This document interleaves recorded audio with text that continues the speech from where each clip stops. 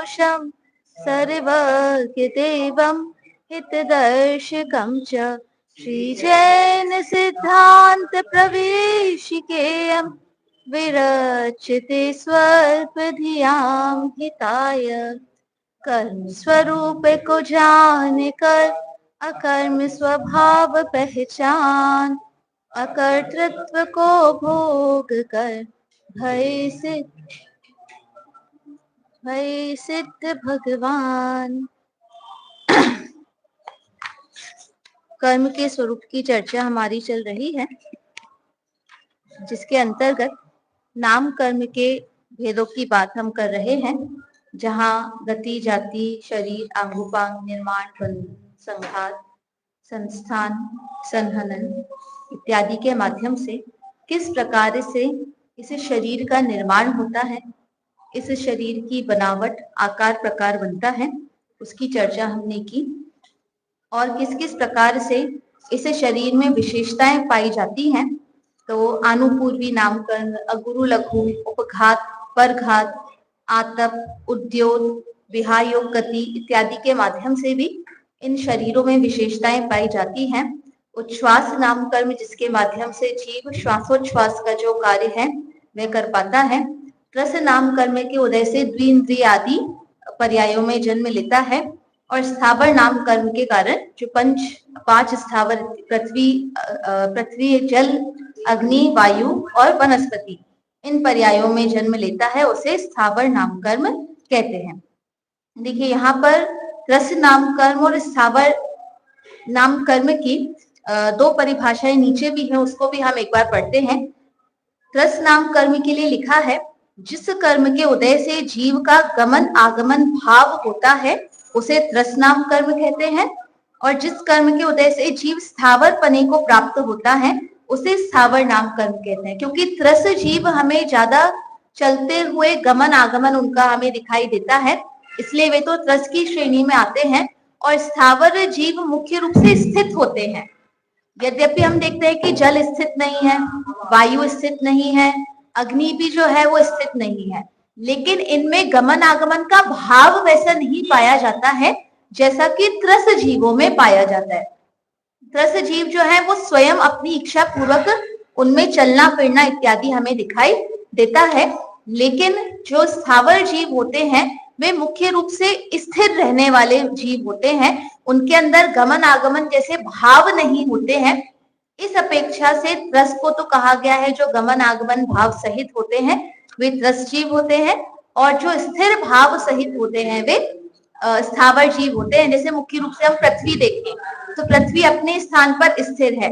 वनस्पति कायिक अगर हम देखें तो वे अपने स्थान पर स्थिर होती है, लेकिन अन्य संयोगों के कारण, जैसे जल कायिक जीव की हम बात करें तो जो जल होता है उसका गमन आगमन किसके कारण है? वायु के कारण है, या अन्य किसी निमित्त के कारण उसका गमन आगमन होगा।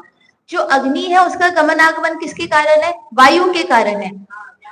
जहां जैसी वायु होती है उसके अपेक्षा से जो अग्नि है वो प्रज्वलित होती है।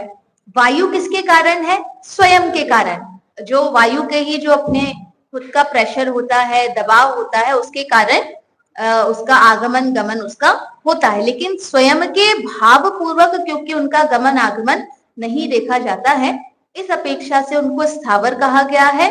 और त्रस जीवों में गमन आगमन का भाव देखा जाता है, इस अपेक्षा से उन्हें त्रस जीव की संज्ञा उनको दी जाती है। चलिए अब हम आते हैं पर्याप्त नाम कर्म किसे कहते हैं। पेज नंबर 39 पर 204 नंबर का प्रश्न है, पर्याप्ति अथवा पर्याप्त नाम कर्म किसे कहते हैं?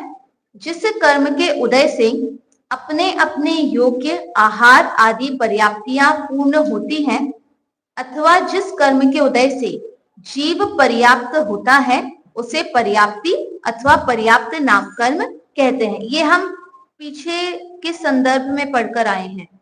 जीव के संदर्भ में हमने पढ़ा था शायद, नहीं, प्राण पढ़े थे, पर्याप्त नहीं पढ़ी थी, प्राण पढ़े थे। चलिए, तो जिस कर्म के उदय से अपने अपने योग्य आहार आदि पर्याप्तियां पूर्ण होती हैं, अथवा जिस कर्म के उदय से जीव पर्याप्त होता है उसे पर्याप्त नाम कर्म कहते हैं।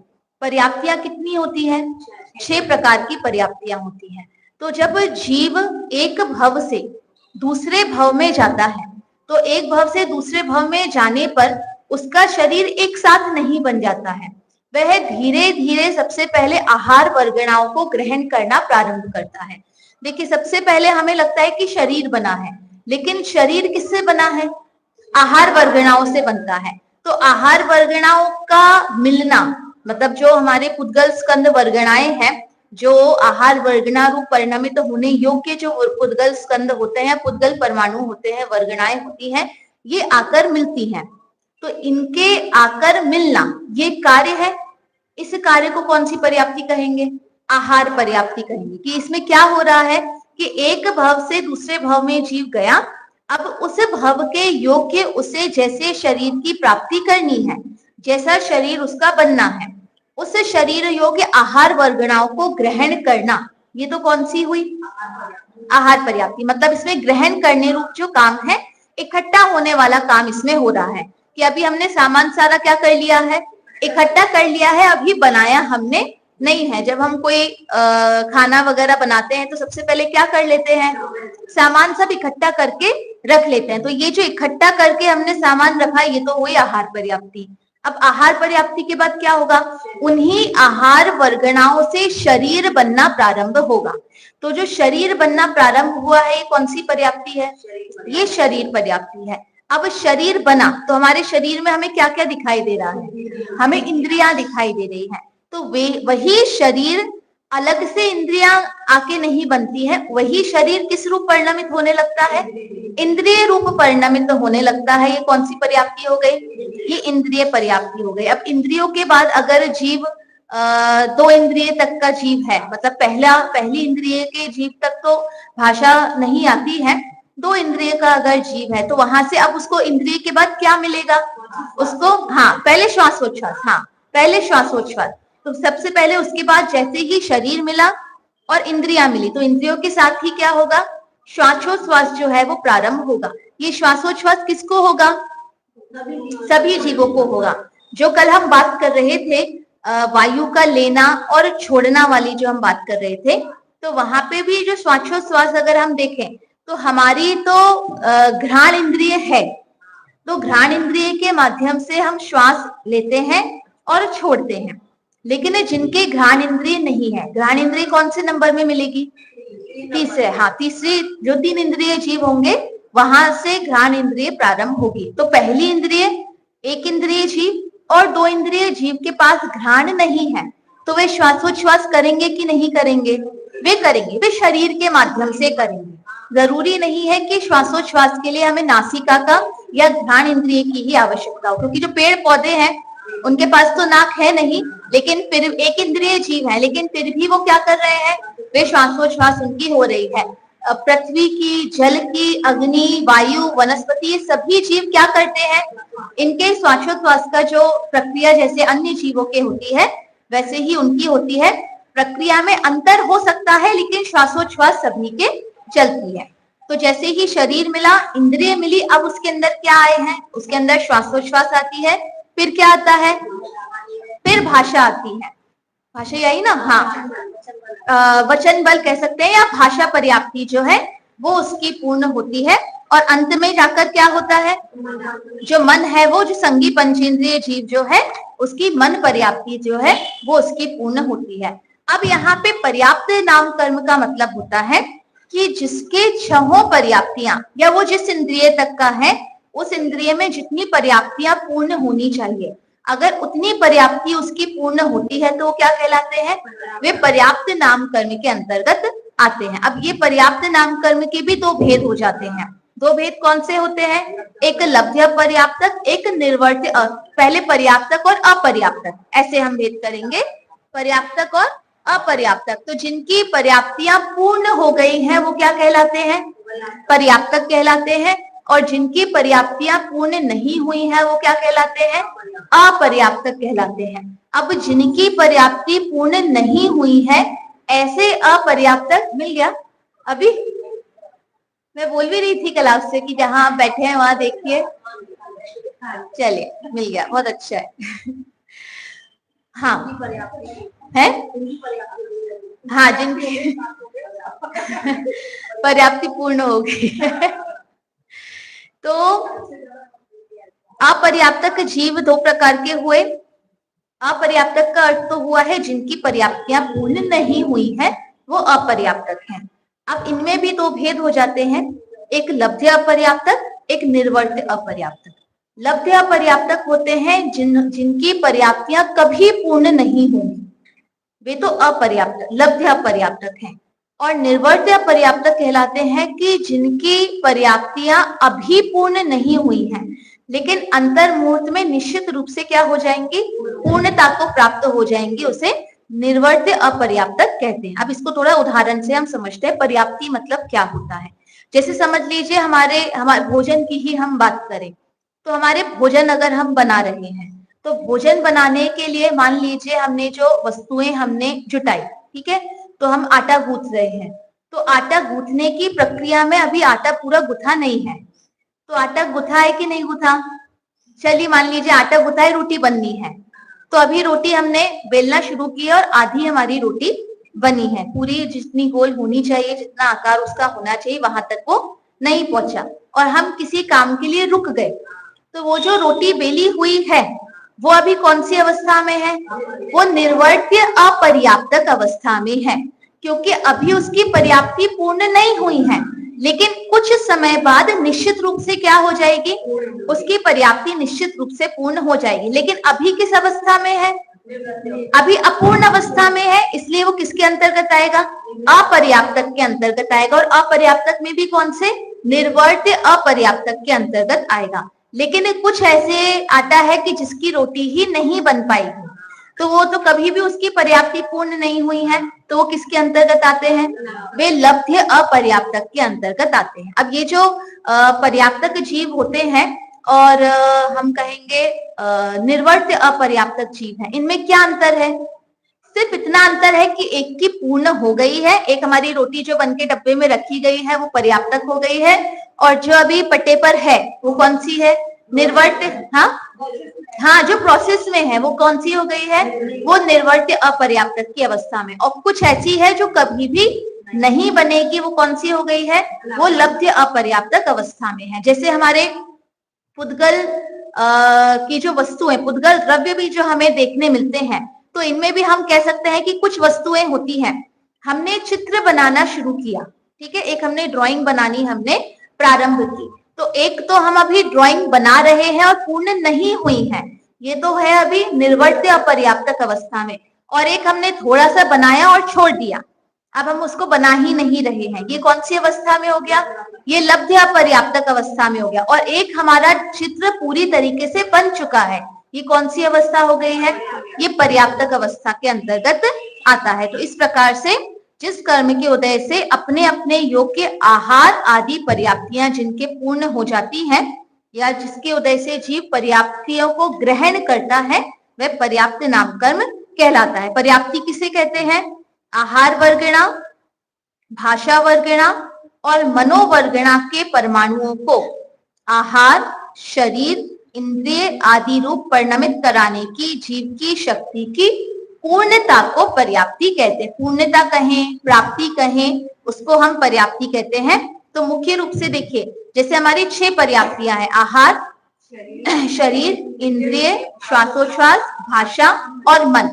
अगर हम इसमें वर्गणाओं के आधार पर देखें तो आहार, शरीर और इंद्रिय, श्वासोच्छ्वास भी ले सकते हैं, ये हमारी आहार वर्गणा का काम होता है। जो हमारा भाषा है वो किसका काम है, भाषा पर्याप्ति किसके काम है, भाषा वर्गणा का काम है। और मन पर्याप्ति किसका काम है, मनोवर्गणा का काम है। मतलब अगर मन पर्याप्ति पूर्ण होनी है तो कौन से पुद्गल परमाणु इकट्ठे हो रहे हैं, मनोवर्गणा हो रही है। भाषा पर्याप्ति पूर्ण करने के लिए भाषा वर्गणा के पुद्गल परमाणु क्या हो रहे हैं, इकट्ठे होकर उसकी पूर्णता को प्राप्त करा रहे हैं।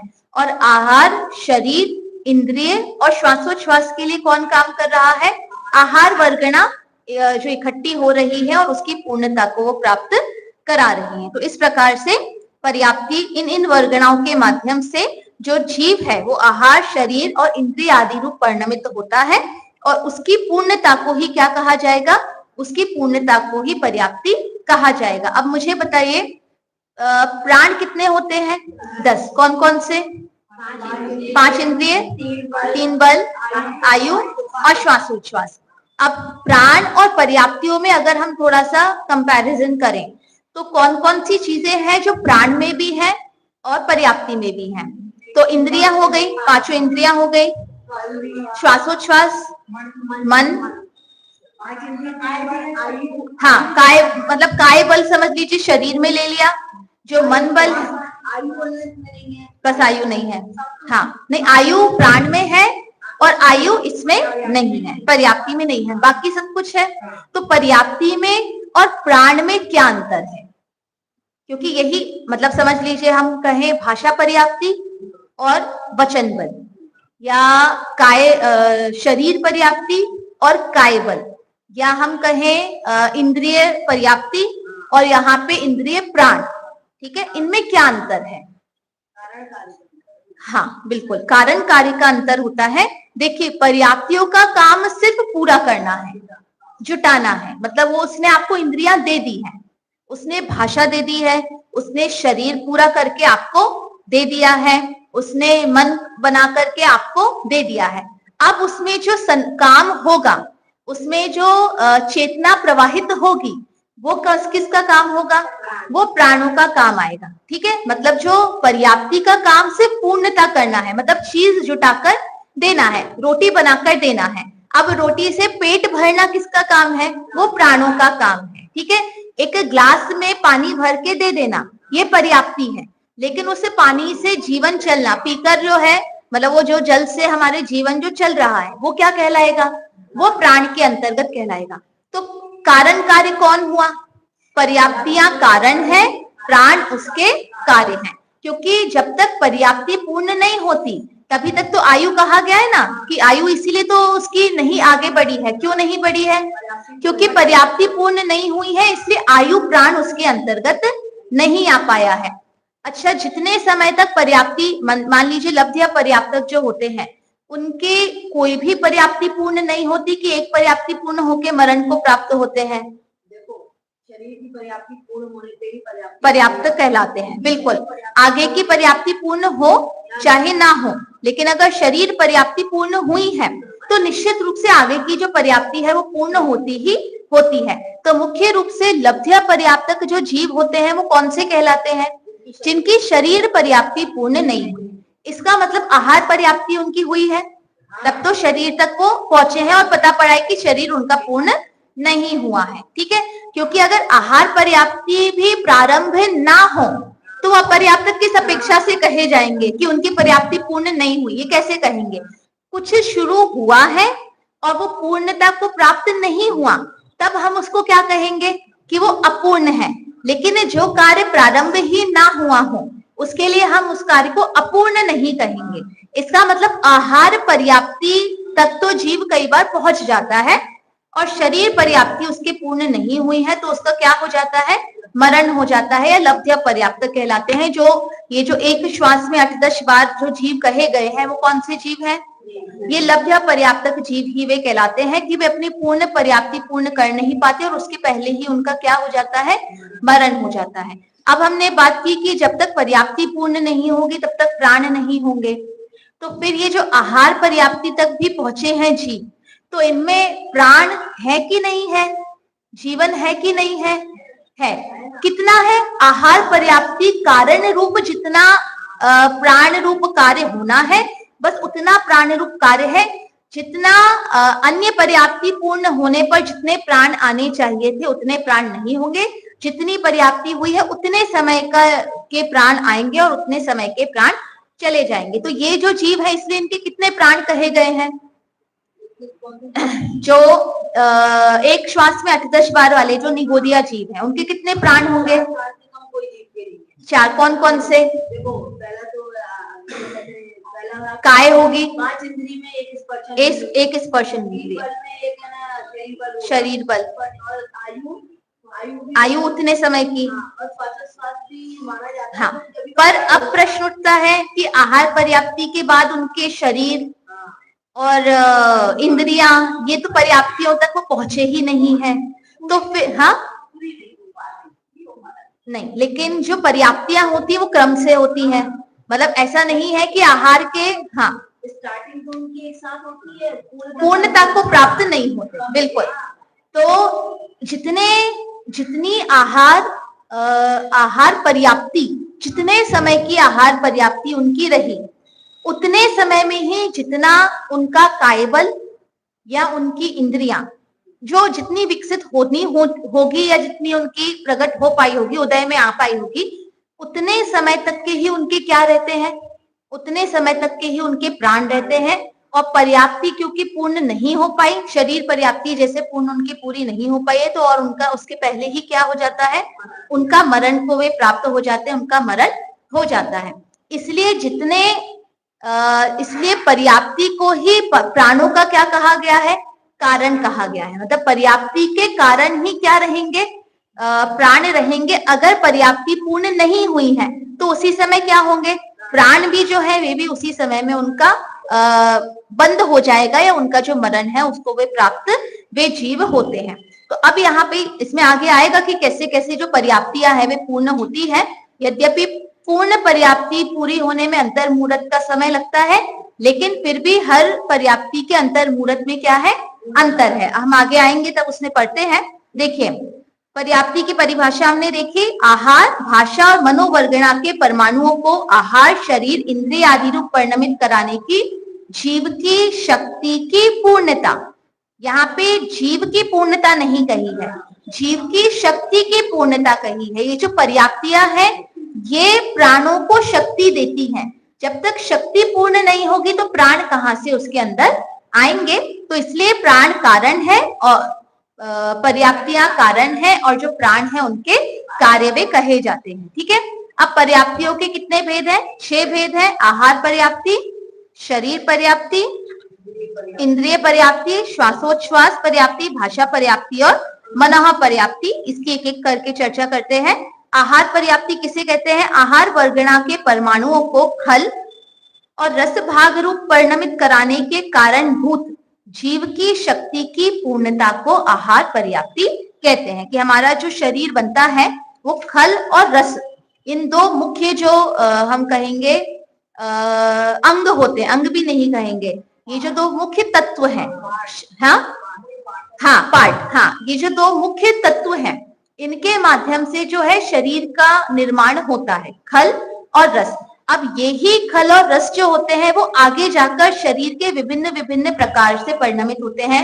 कोई हड्डी रूप में, कोई रक्त रूप में, कोई मांस रूप में, कोई मज्जा रूप में। लेकिन मुख्य 2 तत्व कौन से होते हैं, खल भाग और रस भाग। ये दो जो तत्व, हाँ सॉलिड और लिक्विड, इसी तरीके से हम समझ सकते हैं। एक खल तत्व होता है, एक रस तत्व होता है। तो सबसे पहले जो हमारा हम कहेंगे रॉ मटेरियल बनना होगा वो किससे बनेगा, खल और रस से। तो ये खल और रस रूप परिणमित होने योग्य जो आहार वर्गणाओं का ग्रहण होता है, ये कौन सी पर्याप्ति हो गई है, ये आहार पर्याप्ति हो गई है। जैसे जैसे ही ये जो जीव है एक भव से दूसरे भव में जाता है तो वो क्या करता है, वो एक साथ बहुत सारी आहार वर्गणाओं को अपनी ओर खींचता है, और ये खींच के वो किसमें परिणमित होती है, खल और रस भाग में। तो खल रस भाग में कौन परिणमन करा रहा है, आहार पर्याप्ति। आहार पर्याप्ति को उस रूप कौन परिणमन करा रहा है, पर्याप्त नामकर्म। ठीक है। ये जो नामकर्म, इसका काम क्या हो रहा है, ये काम हो रहा है, मतलब आहार वर्गणाएं हमारी ओर खिंच रही हैं और वो खल और रस भाग रूप में परिणमित हो रही हैं।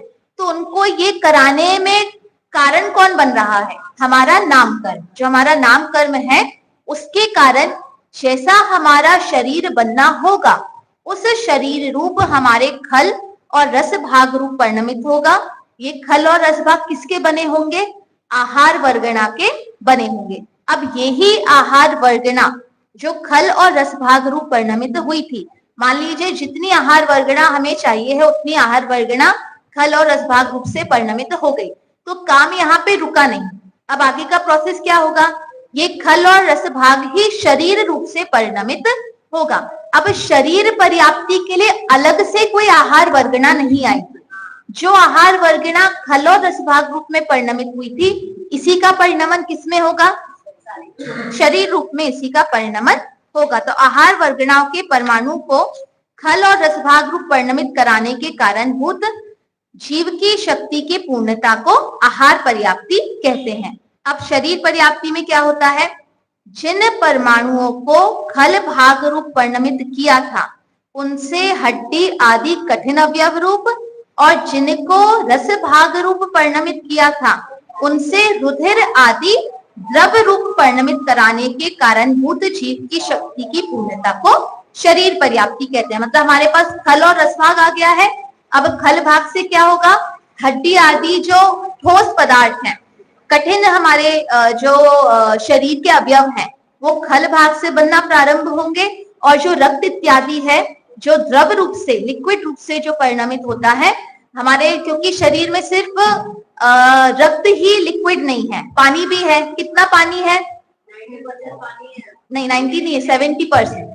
70% जो शरीर में होता है वो हमारा पानी होता है, और बाकी के जो अवयव होते हैं वो हमारे खल रूप से बनते हैं। और जो पानी हो गया, रक्त हो गया, और जो इस प्रकार की जो चीजें हैं वो किससे बन गई हैं, वो रस भाग से परिणमित होंगी। तो ये जो शरीर पर्याप्ति ने काम किया, इसको ये परिणमित कराने में कौन काम आया था? आहार पर्याप्ति। आहार पर्याप्ति के जो पुद्गल परमाणु थे वे ही अब किसमें परिवर्तित हो रहे हैं, वे ही अब आगे जाके अन्य अन्य रूप से, अन्य अन्य अंग रूप में उनका परिणमन जो है वो हो रहा है। अब कुछ जीव देखिए, हमें स्थूल रूप से हम जब देखते हैं तो ये कार्य होने में हमें बहुत समय दिखाई देता है कि ये जो कार्य है इसमें बहुत समय लग रहा है, लेकिन जब हम सूक्ष्म दृष्टि से देखते हैं तो ये काम किस समय में हो गया है? अंतर मुहूर्त में ये काम हो गया है। तो हमें लगेगा कि अंतर मुहूर्त में तो ना तो हमें शरीर दिख रहा है, ना तो हमें इंद्रियां दिख रही हैं, ना ही हमें भाषा इत्यादि दिख रही है। इसलिए यहाँ पे कहा है ये शक्तियां हैं, ये अभी शक्ति रूप में हमारे पास होती हैं। जिस समय जैसे ही हम जिस भाव में गए हैं हमारे पास इनकी शक्ति रूप में विद्यमान ये हो गए हैं। अब ये प्रकट रूप में आने में इनको अब धीरे धीरे क्या होगा, इनको समय लगेगा। जैसे गर्भ में जब शिशु आता है तो जब हमको जो सोनोग्राफी वगैरह में जो हमको दिखा है तो उसमें भी हमको बहुत छोटा दिखाई देता है, लेकिन उस छोटे से पहले भी वो बहुत छोटे रूप में पहले से विद्यमान था। दिखाई हमें कब देने लगा है? अभी देने लगा है। अच्छा, अब जब वो हमें दिखाई दे रहा है तो वो जो भी अभी भी जो छोटे रूप में हमको दिखाई दे रहा है तो उसमें भी एक बिंदु समान दिखाई दे रहा है, लेकिन उस बिंदु में भी अभी उसके शरीर है, उसके इंद्रिय है, उसके भाषा है, उसके मन है, वो सब कुछ है। लेकिन अभी ना तो उसकी इंद्रियां हमें, द्रव्य इंद्रिया भी अगर हम कहें तो अभी उस शरीर में हमें दिखाई नहीं दे रही है।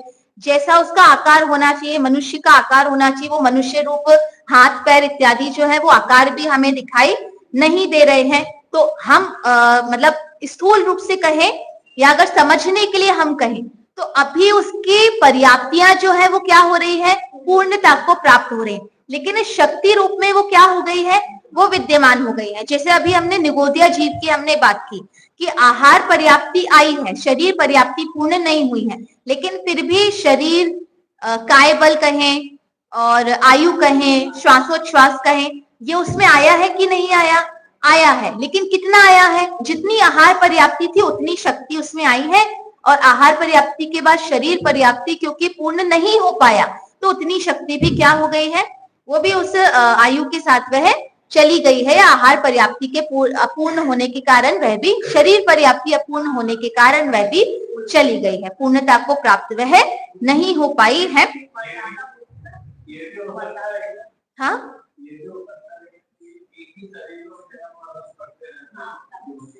हाँ, नहीं, शरीर तो अलग, वो अभी हम ये इसमें पढ़ेंगे ना, साधारण नाम कर्म और प्रत्येक नाम कर्म के अंतर्गत वो आता है कि साधारण नाम कर्म में क्या होता है, एक ही शरीर के आधार पर वो बहुत सारे जो जीव हैं वो उसी में उत्पन्न होते हैं और उसी में मरण को प्राप्त होते हैं। तो उस समय भी यद्यपि शरीर एक ही है, लेकिन फिर भी आहार वर्गणाएं नवीन ही ग्रहण हो रही हैं, वही ग्रहण नहीं हो रही है। उनमें अंतर हो सकता है, वही ग्रहण हो रही हो, लेकिन नवीन रूप में वही आहार वर्गणाएं जो है वो उनकी ग्रहण होती जाती है। चलिए, पर्याप्तियां जो है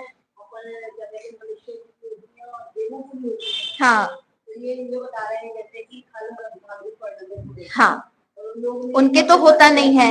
हाँ, तो उनका जैसा शरीर है, उस शरीर के निर्माण के लिए जैसी पर्याप्तियों की आवश्यकता होती है, उस रूप उनकी पर्याप्ति ग्रहण होती है। जैसे नारकी जीव है और देवगति के जीव है, तो उन दोनों के कौन सा शरीर है? ये उनका वैक्रियक शरीर है। लेकिन वैक्रियक शरीर बना किससे है? आहार वर्गणा से बना है। तो जिसका जैसा शरीर होगा, उनकी आहार वर्गणा उस रूप परिणमित हो जाएगी। जैसे अगर हम मान लीजिए तिर्यंश गति के जीवों की भी अगर हम बात करें, तो सबका शरीर एक समान नहीं है। सबके शरीर के अवयव अलग अलग प्रकार के हैं। किसी में हड्डियां होती हैं, किसी में नहीं होती है।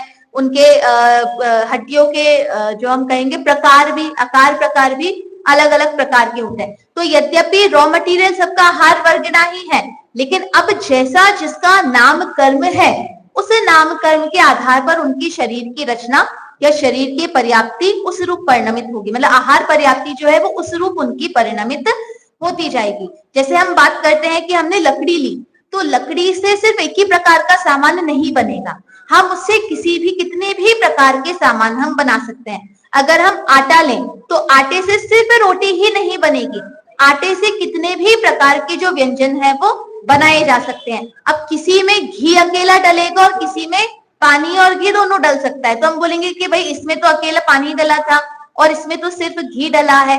तो जैसा उसे बनना है, उस रूप वो क्या हो जाता है? उस रूप वह परिणमित हो जाता है। तो चाहे देवनारकियों का शरीर कहें, चाहे मनुष्य तिर्यंशों का शरीर कहें, उनका रॉ मटेरियल तो है आहारक वर्गणा। अब उनसे जैसा शरीर बनना होगा, तो उनके परमाणु उस रूप विभिन्न विभिन्न प्रकार से परिणमित हो जाते हैं। क्योंकि यहाँ पे मुख्य रूप से जो ग्रंथ इत्यादि लिखे गए हैं, वो मनुष्यों के आधार पर, मनुष्यों की मुख्यता से लिखे गए हैं।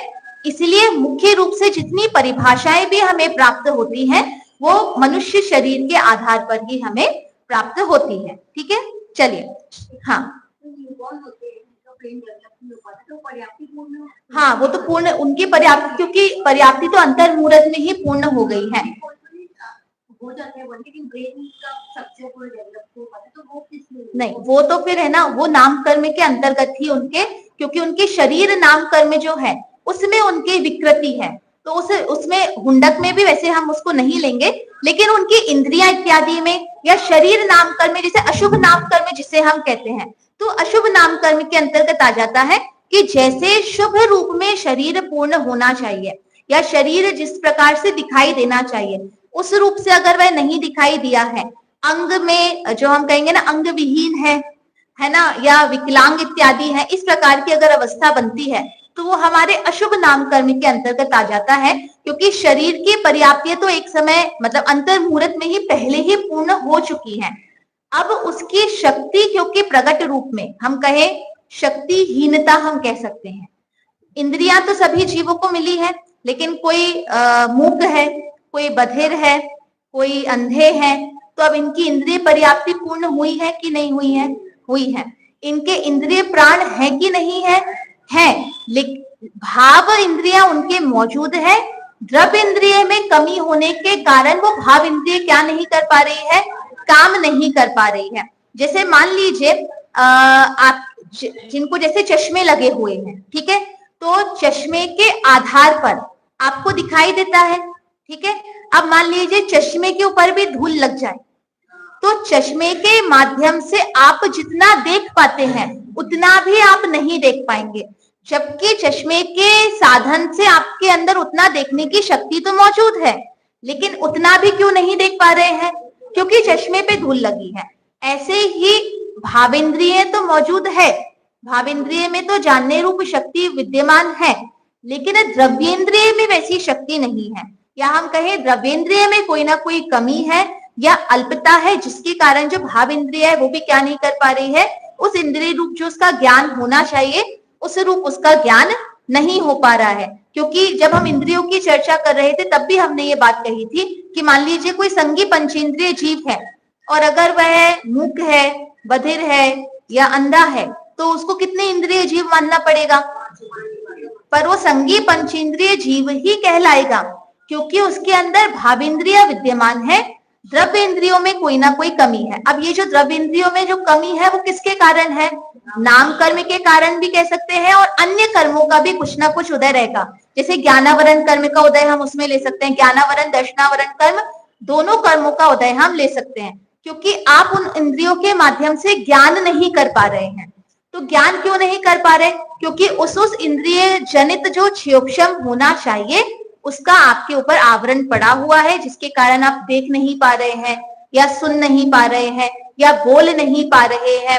जैसे हम अगर कुछ समय के लिए नहीं देख पा रहे तो किसके कारण? तो हम कहते हैं ना ज्ञानावरण कर्म का उदय चल रहा है, इसके कारण हमें दिखाई नहीं दे रहा, सुनाई नहीं दे रहा, बोल नहीं पा रहे हैं, जानना नहीं हो पा रहा है। और अगर ज्ञानावरण कर्म का उदय है तो मुख्य रूप से उसके साथ दर्शनावरण कर्म का उदय तो चल ही रहा है। अब इसके साथ साता साता का भी है, आपके साता वेदनीय कर्म का उदय है, तभी तो आप जानना नहीं हो पा रहा है, या उस जानना नहीं हो पाने के कारण आपके अंदर आकुलता व्याकुलता आपके अंदर हो रही है। तो उसके अंदर हम बहुत सारे कर्मों के उदय को हम देख सकते हैं, लेकिन क्योंकि ये शरीर आधारित है इसलिए मुख्य रूप से किसका कहने में आ जाता है? नाम कर्म का उदय में आता है कि भाई नाम कर्म ही ऐसा है, इसलिए ऐसा शरीर मिला है, ऐसी इंद्रियां मिली है। देखिए, क्योंकि सारे शरीर, इंद्रियां, पर्याप्तियां ये सब किसके अंतर्गत ले ली गई है? नाम कर्म के अंतर्गत ले ली गई है।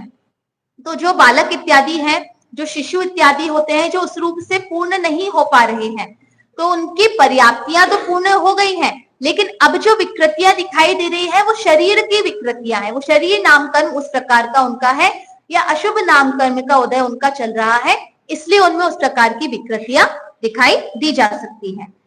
चलिए, शरीर पर्याप्ति की हमने बात की। जिन परमाणुओं को खल भाग रूप से परिणमित किया था उनसे हड्डी आदि कठिन अवयव रूप, और जिनको रस भाग में परिणमित किया था उनसे रुधिर आदि द्रव रूप परिणमित कराने के कारण भूत जीव की शक्ति की पूर्णता को शरीर पर्याप्ति कहते हैं। यहाँ पे देखिए बहुत स्पष्ट कहा है, उस रूप परिणमित कराने के कारण भूत जीव की शक्ति, मतलब ये जीव की शक्तियां हैं, लेकिन उनके लिए कारण होना जरूरी है।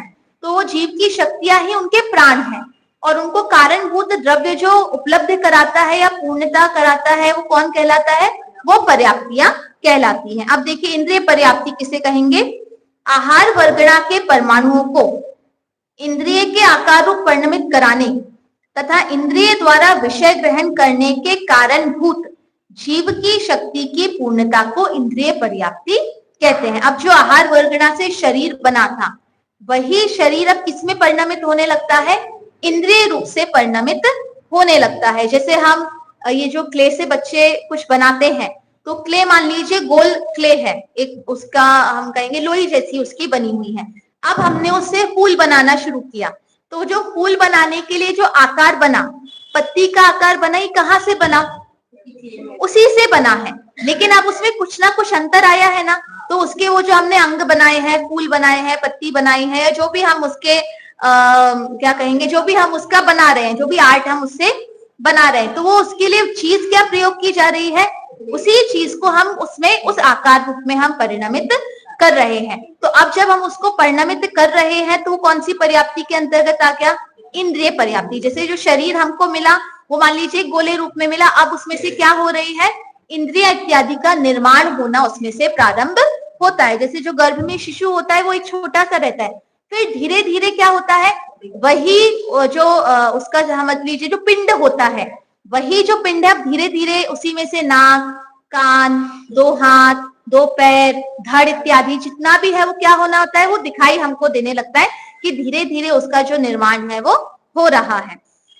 फिर आता है इंद्रिय पर्याप्ति। उसे कहा कि जो आहार वर्गणा जो इंद्रिय रूप से परिणमित होती है और जिनमें विषय ग्रहण करने के कारणभूत जो जीव की शक्ति की जो पूर्णता होती है उसे इंद्रिय पर्याप्ति कहते हैं।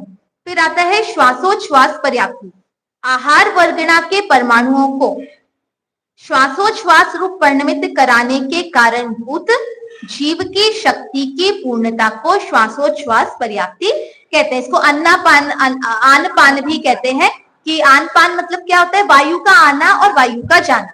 तो ये भी जो वायु का आना और जाना है ये किसके कारण हो रहा है? आहार पर्याप्ति की जो पुद्गल वर्गणाएं हैं ये इसमें भी सहायक होती हैं या निमित्त बनती है, तो जो आहार वर्गणा के परमाणु श्वासोच्छ्वास रूप परिणमित कराने के कारण वो जीव की शक्ति को पूर्ण करते हैं, वो श्वासोच्छ्वास पर्याप्ति है। भाषा पर्याप्ति किसे कहेंगे? भाषा वर्गणा के परमाणुओं को वचन रूप परिणमित कराने के कारणभूत जीव की शक्ति की पूर्णता को भाषा पर्याप्ति कहते हैं। अब मुझे बताइए, भाषा वचन बल और भाषा पर्याप्ति, जैसे हमने कही भाषा पर्याप्ति होगी तो वचन बल जो है वो आएगा, मतलब अगर भाषा पर्याप्ति ही नहीं है तो वचन बल उसमें नहीं आएगा। तो भाषा पर्याप्ति में क्या हुआ है, जो शब्द होते हैं वो शब्द किसके माध्यम से बनते हैं? भाषा वर्गणा से बनते हैं। ये जो भाषा वर्गणा है, ये भाषा वर्गणा बाहर के पुद्गल परमाणु है कि हमारे आहार वर्गणा के पुद्गल परमाणु है? हाँ, ठीक है, तो वो पुद्गल वर्गणा अलग है और आहार वर्गणाएं अलग है और भाषा वर्गणा अलग है।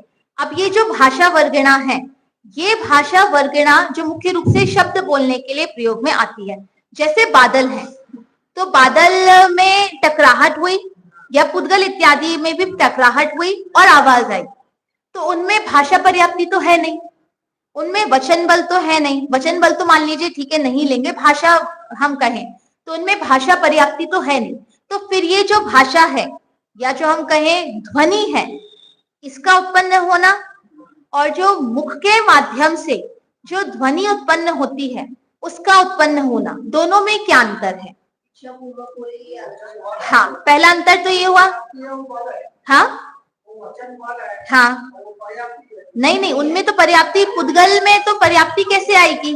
क्योंकि हमने मान लीजिए दो पुद्गल आपस में आके जुड़ गए मतलब टकरा गए और उनमें आवाज आई, ठीक है, तो भाषा तो उसमें भी निकली है और भाषा हमारे मुख से भी निकली है। तो दोनों भाषाओं में क्या अंतर है? पहला तो आ गया अंतर, एक इच्छा पूर्वक हुआ है, एक अपने आप स्वयं में भी निमित्त नैमित्तिक संबंधों के कारण वो जो ध्वनि है वो निकली है। दूसरा क्या है? हाँ, एक हम कहेंगे क्या कहते हैं उसे, नहीं, अर्थात्मक है, एक अनर्थक है, मतलब एक अक्षरात्मक, एक अक्षरात्मक है, एक अनक्षरात्मक है। तो मुख्य रूप से हमारी जो भाषा निकलती है वो कौन सी होती है? अक्षरात्मक होती है, और जो अक्षरात्मक भाषा होती है वो अर्थभूत होती है, ठीक है, मतलब उसका कोई ना कोई अर्थ होता है, अक्षरों से निकली होती है तो उसका कोई ना कोई अर्थ निश्चित रूप से होता है। दूसरी बात यह है कि जो भाषा पर्याप्ति जो होती है, भाषा पर्याप्ति का काम क्या होता है? भाषा बोलने रूप जिह्वा, तंतु, दांत इत्यादि जो हमें मिले हैं, ये हमें मिले हैं आहार वर्गणा से, लेकिन इन आहार वर्गणाओं का जब प्रयोग भाषा रूप में हम करें तो वो किसके अंतर्गत चली जाती है? वो भाषा वर्गणा के, क्योंकि सिर्फ जिह्वा, तंतु या दांत इनके माध्यम से शब्द नहीं निकलते, उसके साथ जो हम कहेंगे ना हवा का आवाह प्रवाह जो होता है, उन सब का जो एक मेल बनता है, उसके माध्यम से क्या होगा? उसके माध्यम से भाषा वर्गणा जो है वो निकलती है, जो भाषा है वो निकलती है। मान लीजिए साइंस में जैसे आपने पढ़ा होगा वो जो स्केलेटन होता है, ठीक है, अब उस स्केलेटन में वो भी है, दांत भी है, ठीक है, और जीभ भी मान लीजिए उसमें हम बना दें और तंतु भी हम उसमें बना दें और उसको हम हिलाएं ऐसे, तो उसमें से भाषा निकलेगी क्या कि नहीं निकलेगी? क्यों नहीं निकलेगी? क्योंकि भाषा पर्याप्ति नहीं है और उस रूप वचन बल नहीं है। इसीलिए जैसे शब्द हमारे मुख से निकलते हैं भाषा पर्याप्ति पूर्ण होने के कारण और वचन बल होने के कारण, वैसी पर्याप्ति या वैसे जो भाषा है या वैसे जो शब्द है या अक्षर है वो उसमें से नहीं निकल सकते। उसको हम प्रयास करेंगे तो कोई ना कोई ध्वनि अवश्य निकलेगी, लेकिन जिस तरीके से हमारे शब्द निकलते हैं, हमने जहां हमारी जीभ को दांत से टच करना चाहिए तो क निकला, वो उसमें अलग अलग प्रकार के होते हैं ना, कंठव्य अक्षर स्वर होते हैं, व्यंजन होते हैं, ओष्ठ होते हैं, दंतोष्ठ होते हैं, तालव्य होते हैं। तो ये जो काम हो रहा है किसके कारण हो रहा है? जो अवयव हमको मिले हैं वो आहार वर्गणा के कारण मिले हैं, और अब जो प्रक्रिया हो रही है कि किसको कहाँ छूना है और फिर हवा पास होनी है कि नहीं होनी है, उन सबके में कारणभूत कौन बनता है? वो भाषा पर्याप्ति उसमें कारणभूत बनती है। क्योंकि अगर हम कहेंगे कि इनके कारण अगर भाषा पर्याप्ति है, तो ये तो किसके माध्यम से बने हैं? ये तो आहार वर्गणा से बने हैं। तो भाषा पर्याप्ति कर क्या रही है? तो भाषा, उनके वही बात हुई है, उनकी जो द्रव्य इंद्रिया है उसमें कमी है। ये द्रव्य इंद्रिया ही है ना हमारे एक प्रकार से। मुख्य तो भावेंद्रिय है। वचन बल जो है वो किसके कारण आता है? रसनेन्द्रिय के कारण आता है। जो वचन बल आता है वो मतलब जैसे ही रसना इंद्रिय हमको मिलती है वहीं से वचन बल हमें मिल जाता है। तो जिनके जो बोल नहीं पाते हैं तो उनके रसना इंद्रिय तो पूर्ण रूप से है।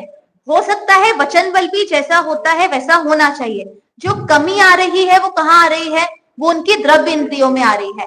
और इसीलिए जो हमारे इलाज इत्यादि करके उनकी भी जो आवाज है वो ले आते हैं ना कई बार। मान लीजिए उनकी जीभ में कमी है, जीभ कटी हुई है, तो उनकी जीभ को मतलब इलाज कर दो, उनको सिल दो, जो स्टिचिंग इत्यादि। हाँ, जीभ जुड़ी हुई है। हाँ, होठ कटे हुए हैं, तो होठ कटे हुए होने से मान लीजिए वो नहीं बोल पा रहे। गले में जैसे दिक्कत है, तो आजकल तो इतनी मशीन्स आ गई हैं, कान की आ गई है, गले में कुछ लगा दे तो उनसे जो है थोड़ा बहुत, जैसे क्लियर हम बोलते हैं वैसे क्लियर ना भी बोल पाए, लेकिन जो थोड़ी बहुत जो ध्वनि इत्यादि है वो उनकी निकलनी प्रारंभ हो जाती है। तो वो जो कमी है वो तो किसमें है? वो द्रव्येंद्रिय में है, भावेंद्रिय में नहीं है। भावेंद्रिय का क्षयोक्षम कम है ये कह सकते हैं, लेकिन कमी किसमें है? हाँ, मतलब उस रूप इंद्रिय नहीं है ऐसा नहीं है, उस रूप इंद्रिय का क्षयोक्षम नहीं है, और इस कारण से उस रूप जो कार्य होना चाहिए देखने का, सुनने का, बोलने का, और बस हो गए इतना ही है ना। ये जो काम है ये उसके माध्यम से नहीं हो पाते हैं। चलिए, तो ये भाषा पर्याप्ति हुई। भाषा वर्गणा के परमाणुओं को वचन रूप परिणमित कराने की शक्ति। जो मैं बात यहाँ पे आपको समझाना चाहती हूँ कि यहाँ पे जो हमारे मुख्य अवयव हैं, दांत है, जीभ है, कंठ है, ये तो हमारे किससे बने हैं? आहार वर्गणा से बने हैं। लेकिन जब ये काम कर रहे हैं तो वहां के जो भाषा वर्गणा रूप जो पुद्गल परमाणु हैं उनको वचन रूप परिणमित कराने में कौन सहायक होता है? भाषा पर्याप्ति होती है और आगे जाके वचन बल होता है। इस प्रकार से काम करते हैं। किसको? हाँ, होती है ना, दोनों है। अभी जो हमने बात की उनकी भाषा उनको समझ आती है, उनकी भाषा भी अक्षरात्मक ही कही गई है, अनक्षरात्मक तो उनकी भी भाषा नहीं है। हाँ, उनकी भी भाषा अक्षरात्मक कही गई है, तभी तो ये जो कुत्ते वगैरह होते हैं, बंदर होते हैं, चिड़िया होती हैं, ये अपनी आवाज के माध्यम से एक दूसरे को सूचना दे देते हैं। कहीं पे खतरा होता है, कहीं पे कुछ उनको लगता है कुछ संकेत अगर उन्हें देने होते हैं तो उस रूप वे जो कार्य है वे कर देते हैं। लेकिन ये कब कर पाते हैं? जब उनमें वैसा मन होता है। मन इंद्रिय आएगी तब उनके अंदर ऐसे भाव आएंगे बताने के। उसके पहले के जितने भी जीव होते हैं उनकी आवाजें भी आती हैं, जैसे हमने झिंगुर इत्यादि हैं, मच्छर इत्यादि होते हैं। मच्छर के तो कहते हैं वैसे वो उनके, हाँ, उसको घिसते हैं तो उसकी आवाज आती है। तो झिंगुर वगैरह इनकी भी जो आवाज होती है वो निकल रही है, तो उसका भी कोई ना कोई जो जैसे बच्चा रोता है तो बच्चे रोने का कोई अर्थ होता है क्या? मतलब कोई शब्द है क्या? लेकिन फिर भी वो अक्षरात्मक है, क्योंकि बच्चे के वो किस लिए रो रहा है उसके लिए हर बार उसके रोने का पैटर्न जो होता है वो कैसा होता है? वो अलग होता है। अभी हम उसमें हम देखते रहते तो उसमें आता है अगर न करके रोएगा तो भूख लग रही है, आ करके रोएगा तो नींद आ रही है। उसमें उनके अलग अलग प्रकार के रोने का वो दिखाते हैं, बताते हैं कि अगर इस प्रकार से वो रो रहा है, मुंह खोल के रो रहा है तो भूख लग रही है, और आऊं आऊं करके रो रहा है तो हो सकता है उसको मतलब उसको कोई चाहिए है कि उसके पास कोई आए। तो उसमें 4-5 प्रकार के उनके रोने के तरीके आए थे कि एक भूख का, एक नींद का, एक वो चाहते हैं कि मतलब उनको सेफ नहीं लग रहा है तो वो चाहते हैं। हाँ देखो ऐसा है वो ये जो तरीका है कि इस प्रकार से रोते हैं तो ये बच्चे को इस चीज की आवश्यकता है, ये हमको अभी पता पड़ा है। लेकिन माओ को उसके पहले से जब तक ये नहीं भी सिखाया गया था या नहीं भी बताया गया था, तो अनादिकाल से माएँ तो वैसे भी अपने बच्चों के रोने से समझ जाती हैं कि उनको किस चीज की आवश्यकता है, मोटा मोटा तो समझ ही जाती है। ये तो आजकल ये चलने लगे हैं जो कहते हैं ना पेरेंटिंग क्लासेस, इनकी जो कोचिंग क्लासेस होती तो उसमें बताते हैं। तो अभी जब तक ये नहीं भी सिखा रहे थे तब भी बच्चे अच्छे से पल ही रहे थे और उनकी माएँ भी समझ रही थी कि उनको क्या दिक्कतें थी। तो ये तो बस तरीके हैं अलग अलग। हाँ, ज्यादा अच्छे से पल रहे कह सकते हैं। तो जैसे बच्चे के रोने की जो आवाज है उसका भी हर प्रकार से जो अर्थ होता है वो अलग अलग होता है। इसी प्रकार से जो तिर्यंच हैं, हमें उनकी बात समझ में नहीं आ रही है या उनको क्यों कर रहे हैं, उनकी भाषा जो है या उनकी जो ध्वनि है वो हमें समझ नहीं आ रही है, लेकिन उनके हर बार करने का जो तरीका होगा वो कैसा होगा, अलग होगा। वो जिस प्रकार से भोजन की तलाश में निकले हैं या स्वयं की सुरक्षा कर रहे हैं या दूसरे जीव का घात कर रहे हैं, वो किस अपेक्षा से वो जो ध्वनि निकाल रहे हैं, क्योंकि उसका कोई ना कोई अर्थ है, इसलिए वो किसमें ली गई है, इसलिए वो अक्षरात्मक के अंतर्गत उसको लिया गया है। तो वो ये सब जो कर पा रहे हैं वो किसके कारण, भाषा पर्याप्ति और स्पर्शन रसना इंद्रिय और वचन बल, इसके कारण, ये इन सबके संयोग के कारण जो है, मतलब एक आवाज भी हमारे मुख से, एक अक्षर भी हमारे मुख से निकला है, तो ये सारी चीजें उसमें काम कर रही है। ठीक है। भाषा वर्गणा के परमाणुओं को वचन रूप परिणमित कराने के कारणभूत जीव की शक्ति की पूर्णता को भाषा पर्याप्ति कहते हैं। फिर आता है मनो पर्याप्ति। मनोवर्गणा के परमाणुओं को हृदय स्थान में 8 पंखुड़ी के कमलाकार मन रूप परिणमित कराने को तथा उसके द्वारा यथावत विचार करने को कारणभूत जीव की शक्ति की पूर्णता को मनः पर्याप्ति कहते हैं। कि जो हमारा जो मन होता है, द्रव्य मन होता है, वो मनोवर्गणा के माध्यम से 8 पंखुड़ी के कमल के आकार के समान होता है। तो वो आकार समान बनाने के लिए जो मनोवर्गणाएं हम ग्रहण कर रहे हैं उसको ही क्या कहेंगे, उसे ही मनः पर्याप्ति कहते हैं। जब तक वो मनोवर्गणा मान लीजिए पूरी नहीं हुई है, बना नहीं है अभी तक पूरा मन, तो वो निर्वर्त अपर्याप्तक में, और जैसे ही बन गया तो अब वो क्या हो गया है, अब वो पर्याप्तक हो गया है। तो उसके आहार, उस रूप मन बनाने के लिए जो मनोवर्गणा रूप जो वर्गणाएं ग्रहण करने की शक्ति होती है, जिसके माध्यम से जीव में मन द्वारा विचार करने की शक्ति प्रकट होती है, उसको ही क्या कहेंगे, उसको ही मनः पर्याप्ति कहते हैं। और इसकी जो विशेष चर्चा है अब हम कल करेंगे।